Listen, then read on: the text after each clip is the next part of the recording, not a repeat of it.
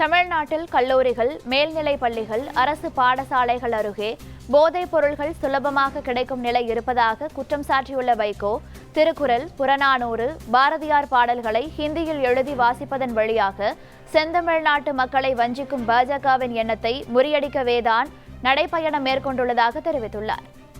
போதைப் பொருட்கள், ட்ரக்ஸ், அஞ்சல் தலை அளவிலே இருக்கக்கூடிய போதைப் பொருள் நாக்கிலே தடவிக்கொண்டால் மிருக உணர்ச்சியை உடம்பிலே ஏற்படுத்தும்.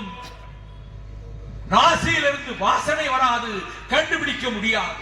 நான் மிகுந்த மனநடுக்கத்தோடு சொல்லுகிறேன், கல்லூரிகளுக்குள்ளே நுழைந்து விட்டது.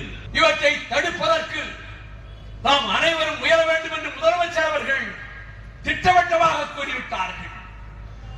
புதிய சட்டங்களை சட்டமன்றத்திலே மாண்புமிகு முதலமைச்சர் அவர்கள் எதிர்காலத்திலே கொண்டு வருவார்கள்.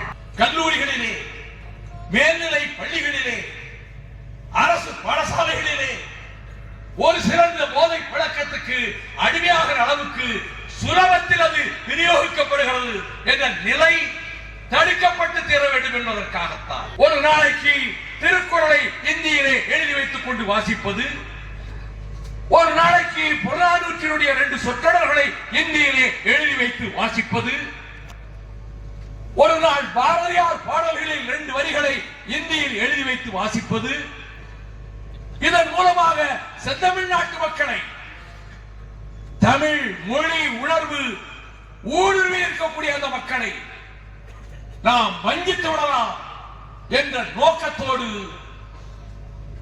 நுழைய காத்திருக்கிறார்களே, அவர்களுடைய முயற்சிகளை முறியடிப்பதற்கும் பின்னங்கால் பிடரியில் அடிபட அந்த வெறியர்கள் ஓட்டமெடுத்தார்கள் என்ற நிலையை உருவாக்குவதற்கும்